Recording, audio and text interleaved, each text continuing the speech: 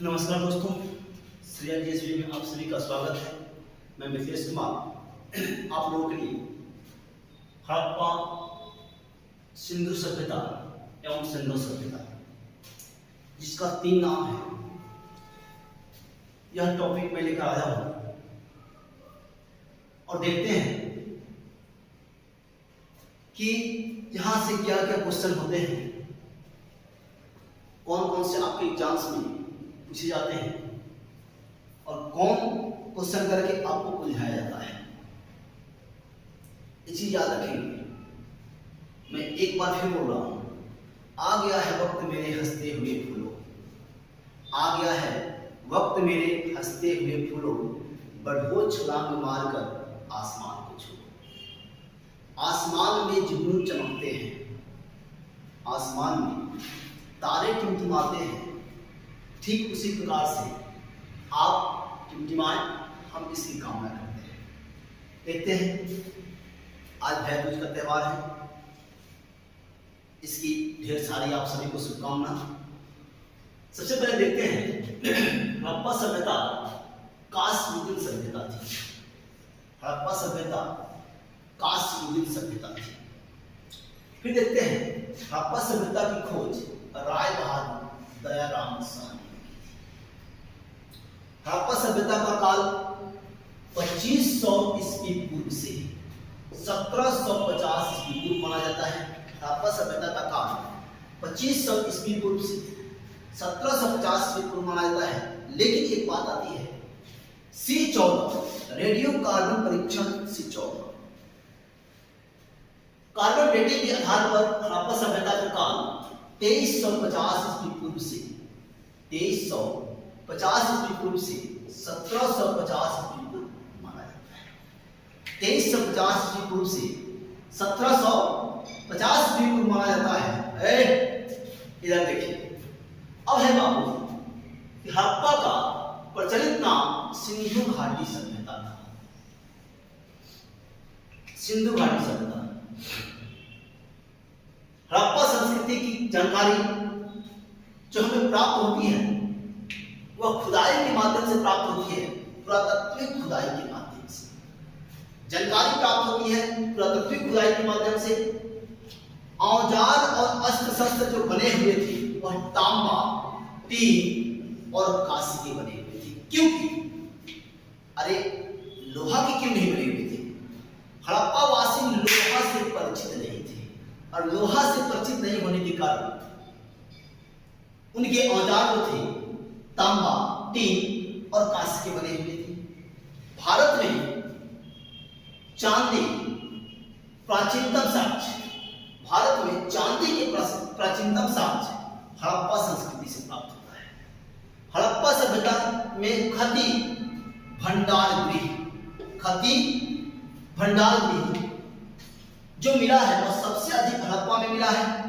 हड़प्पा वासी पशुपति की पूजा करते थे, पशुपति की पूजा करते थे। हड़प्पा लिपि में द्रविड़ लिपि सर्वाधिक साम्य रखती थी। हड़प्पा लिपि में द्रविड़ लिपि जो थी वह सर्वाधिक साम्य रखती थी। कौन सी लिपि साम्य रखती थी? द्रविड़ लिपि साम्य रखती थी। हड़प्पा संस्कृति के सर्वाधिक स्थल सिंधु नदी के किनारे प्राप्त हुए हैं। मुहरें स्टेलाइट की बनी हुई थी, मुहरें स्टेलाइट की बनी हुई थी।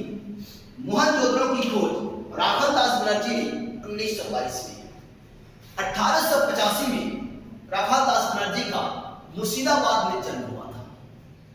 1922 में इन्होंने मोहनजोदड़ो की खोज की। सिंधु घाटी सभ्यता आदि ऐतिहासिक सभ्यता थी। सिंधु सभ्यता, यह सभ्यता शहरी थी, नगर नियोजन के रूप में विख्यात थी। यह सभ्यता शहरी थी, नगर नियोजन के रूप में विख्यात थी।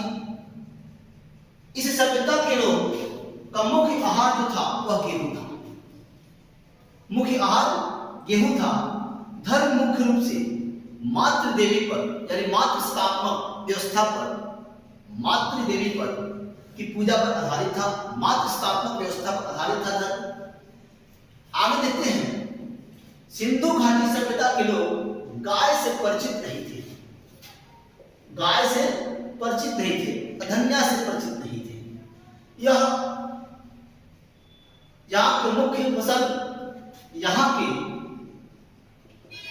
के मुख्य फसल गेहूं, जौ, कपास एवं मटर थे।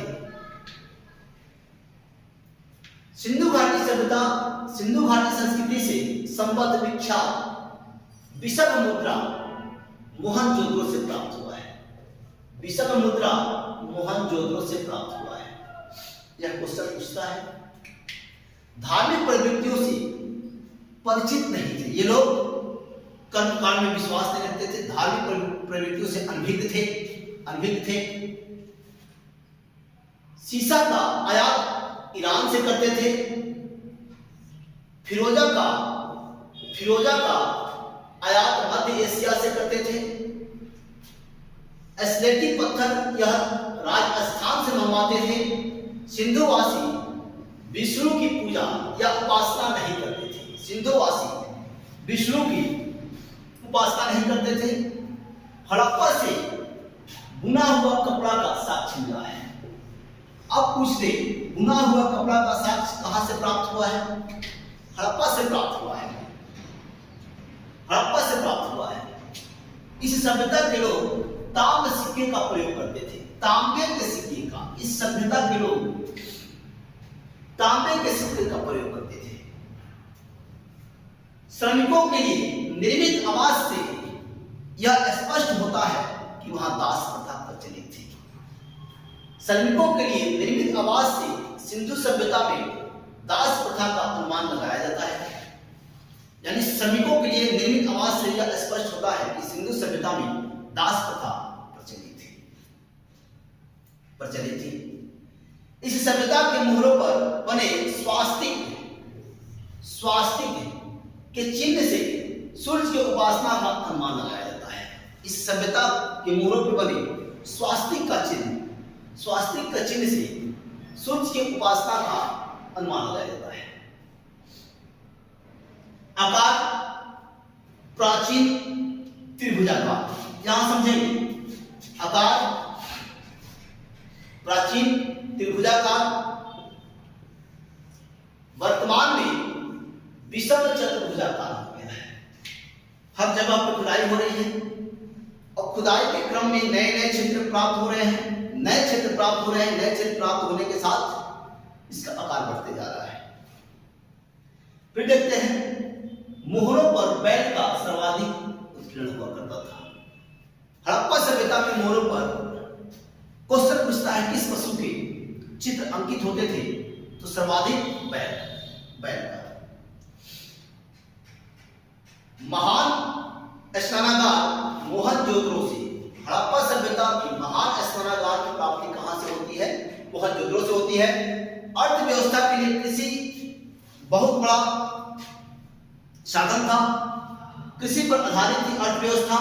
सिंधुवासी लोहा से परिचित नहीं थे। सिंधु सभ्यता को भूमध्य सागरीय लोग बसाया था। सिंधु सभ्यता को भूमध्य सागरीय लोगों ने बसाया था। वहां के लोग लोहा जैसे धातु से परिचित नहीं थे। प्राचीनतम चांदी का जो साक्ष्य मिलता है हड़प्पा संस्कृति से प्राप्त होता है।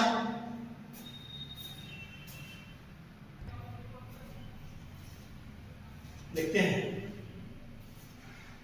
हड़प्पा सभ्यता, सिंधु सभ्यता के लोग आभूषण में सोना, चांदी, तांबा, हाथी दांत एवं हड्डियों का प्रयोग करते थे। चावल के साक्ष्य का जो अवशेष हमें प्राप्त हुआ है, और लोथल और अंकुर से प्राप्त हुआ है। दाल के उत्पादन का कोई साक्ष्य नहीं मिलता है। सिंधु सभ्यता में दाल के उत्पादन का कोई साक्ष्य नहीं मिलता है। हड़प्पा और मोहनजोदड़ो का प्रयोग राजधानी के रूप में किया जाता था। लिपि तथा धर्म की जानकारी सिंधुकालीन मोहरों से मिलती है। लिपि तथा धर्म की जानकारी सिंधुकालीन मोहरों से मिलती है। लोथल से हाथी दांत की बनी वस्तुएं मिली हुई है। लोथल से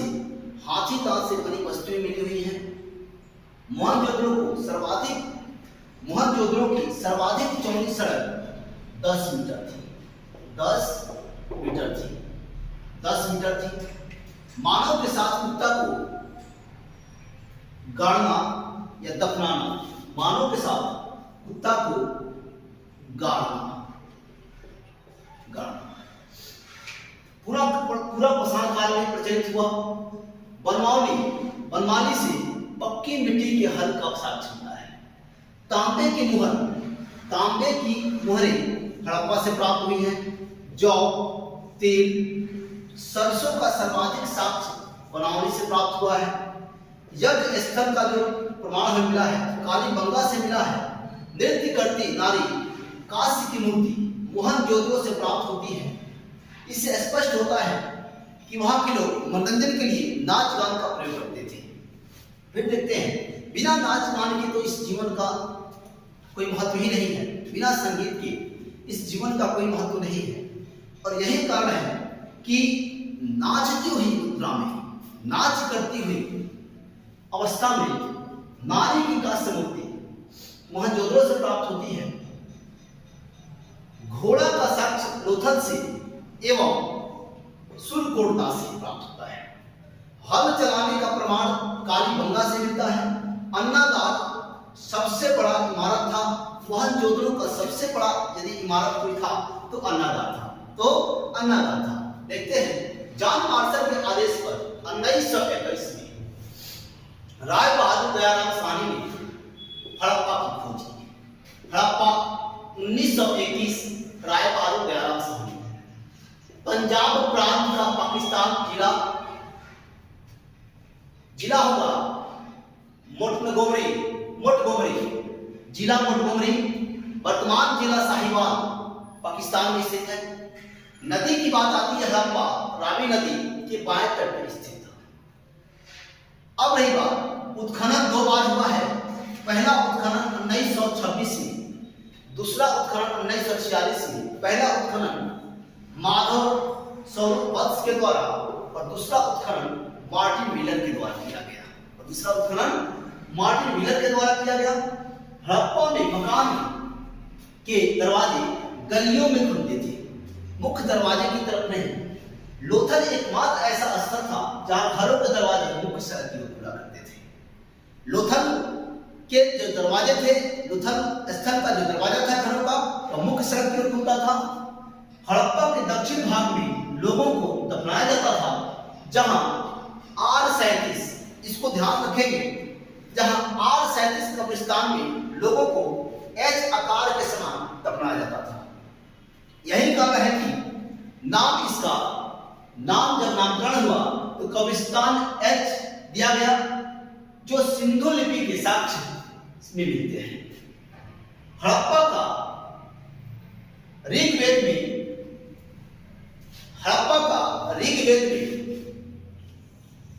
हरियूपिया हड़प्पा का ऋग्वेद में हरियूपिया नाम दिया गया है। हड़प्पा का ऋग्वेद में हरियूपिया के नाम से जाना जाता है। हरियूपिया के नाम से जाना जाता है। दोस्तों, यदि हमारा यह वीडियो आपको अच्छा लगे तो आप शेयर करें, सब्सक्राइब करें, अपने दोस्तों को अधिक से अधिक इस वीडियो को भेजें ताकि हमारा संपर्क आपसे बना रहे और हम ऐसे वीडियो आप लोगों के लिए लेकर आते रहें। जय हिंद, जय भारत, भारत माता की जय।